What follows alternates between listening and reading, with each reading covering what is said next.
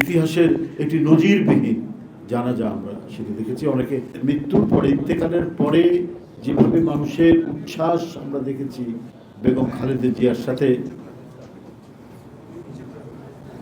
সংবাদপত্রের সাথে জড়িত যারা রয়েছেন, সাংবাদিকরা যারা রয়েছেন, এবং ওনারও যে একটা ভালোবাসা আমার মনে আছে স্পষ্টভাবে। উনি যখন প্রথমবার জেল থেকে বেরোলেন 2008 সালে, এর প্রথমেই সাংবাদিকদের নিয়ে এখানেই প্রেস ক্লাবে একটা প্রোগ্রাম হয়েছিল, এবং সেটা ওনাকে বেশি অনুরোধ করতে হয়নি।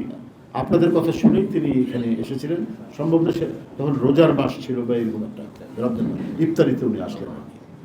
তা আমরা কাছে থেকে দেখেছি, মানে আপনারা যেভাবে দেখেছেন আমরা ওইভাবে না দেখি, কাছাকাছি থেকে দেখলেও মানে তার যে পরিধিটা, তার যে পরিসরটা এত বিশাল, এত ব্যাপক যে ছিল, এবং সেটা ওনার মৃত্যুর পরে, ইন্তেকালের পরে যেভাবে মানুষের উচ্ছ্বাস আমরা দেখেছি, যেভাবে মানুষের যে মানে শোক আমরা দেখেছি, শোকের যে বহিঃপ্রকাশ আমরা দেখেছি, তো সেটাতেই মনে হয়েছে যে সমাজের গভীরে তার অবদানগুলো এমনভাবে তিনি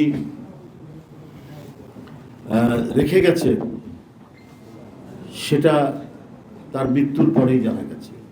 মানুষের যে ঢল সেদিন প্রত্যক্ষ করেছে।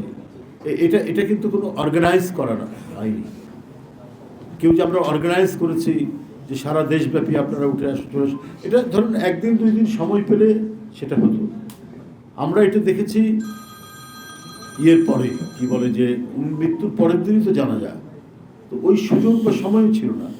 এটা ছিল একেবারেই স্বতঃস্ফূর্ত, মানে বাড়িঘর থেকে, মানে সাধারণ কর্মকর্তা, কর্মচারী, কেরানি, পানের দোকানদার, মানে সমাজে যারা বাস করে এদেশের জনগণ, তাদের নানা শ্রেণী পেশার মানুষ নিজের তাগিদে এসে সেখানে অংশগ্রহণ করছে।